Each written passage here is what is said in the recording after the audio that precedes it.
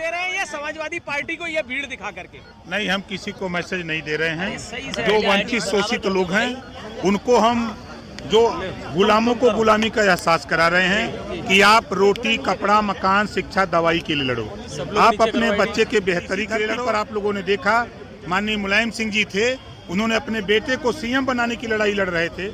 आप बिहार में देखे लालू जी अपने बेटे को सीएम बनाने की लड़ाई लड़ रहे हैं।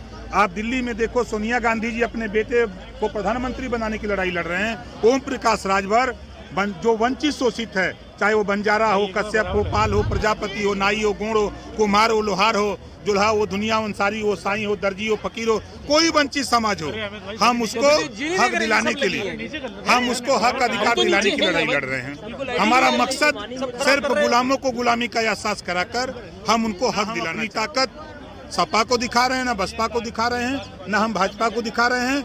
हम गुलामों को गुलामी का एहसास करा रहे हैं कि आप वोट देते हो, बाबा साहब ने पावर दिया है वोट का, तो इस वोट के बदले आपको शिक्षा मिलनी चाहिए, स्वास्थ्य मिलना चाहिए, रोजगार मिलना चाहिए, आवास मिलना चाहिए, पेंशन मिलना चाहिए।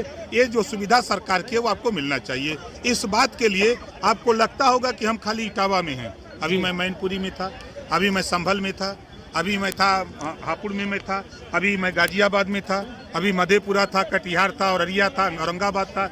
मैं पूरे प्रदेश में घूम करके गुलामों को गुलामी का एहसास करा रहा हूँ कि जिस दिन ये गुलाम अपनी बेड़ी की जंजीर तोड़ने के लिए छटपटा उठेगा, उस दिन ये अपने हक के लिए 2024 के चुनाव में कितनी सीटों पर चुनाव लड़वाएंगे? अपने सीट बटेगा तो बता देंगे कैसी सीट पर। गठबंधन किसके साथ रखेंगे? हम तो एनडीए के साथ हैं। तो उसी में ही आप अपने कैंडिडेट? बिल्कुल 100%। कितने की डिमांड है आपकी? हम देखिए मांग तो करेंगे कि 3% सीट हम अपनी पार्टी को मान्यता प्राप्त दल कराने के लिए हम सीट मांगेंगे। अब कितनी सीटें मिल जाती हैं अब उस पर निर्भर है। बहुत दल है, हम लोग 38 दल के लोग हैं, तो सबको मिलना चाहिए ना, मारी मारा नहीं है। लड़ाई सिर्फ इस बात की है कि माननीय नरेंद्र मोदी जी के नेतृत्व में ही सीधे किसान के खाते में, गरीबों के आयुष्मान कार्ड सीधे उनके पास, चाहे वो राशन का मामला हो, चाहे किरासन का कोई मामला हो, जो लाभ योजनाओं का है, गरीबों की योजनाएं जो बन रही हैं वो सीधे उनके लाभार्थी के यहाँ तक पहुँच रही है। ये जिस तरह से जिसको कितनी सीटें मिलेंगी 24 में? पहले तो एक साथ रहें तब न मालूम हो के।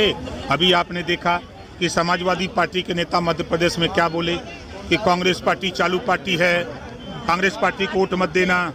जब ही हमको धोखा दे दिया तो फिर आपको धोखा देते कितना देर?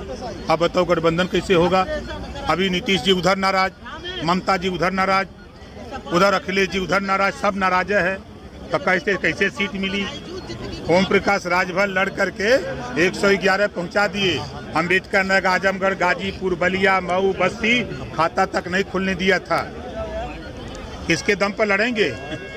अयोध्या में राम मंदिर शुरू हो रहा है, उद्घाटन हो रहा है उसका, लेकिन वहां पर समाजवादी पार्टियों को न बुलाने की कवायद चल रही है। उन लोगों को मंदिर में किसी को न्योता मिलता है कि आप जाओ दर्शन करने? न्योता किसी को मिलता है? चाहे मंदिर हो, मस्जिद हो, गुरुद्वारा हो, कहीं भी आप स्वतंत्र हैं। आप नहीं 22 को जाइए, आपको कहना चाहिए आप लोगों के सामने तो भाई हम 22 के बजाय हम 24 को जाएंगे, 26 को जाएंगे, लेकिन जाएंगे। लेकिन उन्हीं की पार्टी के एक नेता हैं पूरा धुआं निकाल रहे हैं। तो वो तो कह रहे हैं कि हिंदू धोखा है, मंदिर के लिए भी सवाल खड़े कर। देखिए समाजवादी पार्टी वो जाको प्रभु दारुण दुख दीना, ताकि मती पहले हर लीना, है ना चौपाई। अब बताइए तरुका पत्ता एक नहीं हिलता बगैर अखिलेश जी की मर्जी के वो बोल रहे हैं। अखिलेश जी बोलवा रहे हैं कि आप बोलो समाजवादी पार्टी को खत्म करो, तो खत्म करने में लगे। डिम्पल यादव तो कह रही हैं कि उनका अपना निजी मामला है। अच्छा ये बताइए आपके घर में हम रहें, आपने हमको रहने के लिए दिया, हम वही में बकरी बांधने लगी तो रहने देंगे?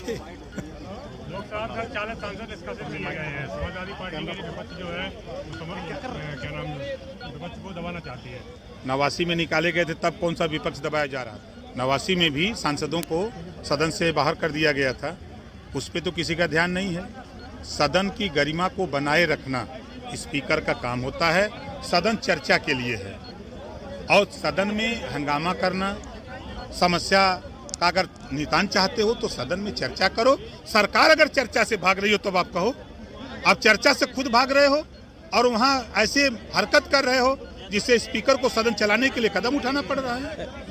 उन्होंने प्रोफेसर राम गोपाल यादव ने कहा है क्या यूपी में भी होना चाहिए?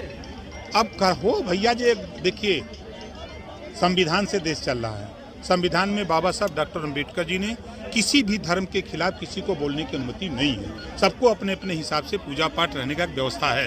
अगर कोई गलत कर रहा है तो उसके खिलाफ कार्रवाई होनी चाहिए, हमारा अपना मानना है। जो क्रिमिनल एक्ट नया आया उस पर प्रोफेसर राम गोपाल यादव ने सवाल खड़े किए हैं कि अगर जो भी सरकार का विरोध करेगा या उनके खिलाफ बोलेगा तो उस पर राज जरूर लगाया जाएगा, सभी को सावधान रहने की जरूरत है। ये सब झूठ बोल रहे हैं, पहले उसको पढ़ लें। ये सिर्फ वोटरों को भड़काने के लिए बोलते हैं। पूरा सभा सांसद है ना, क्यों कानून पास होने दिए।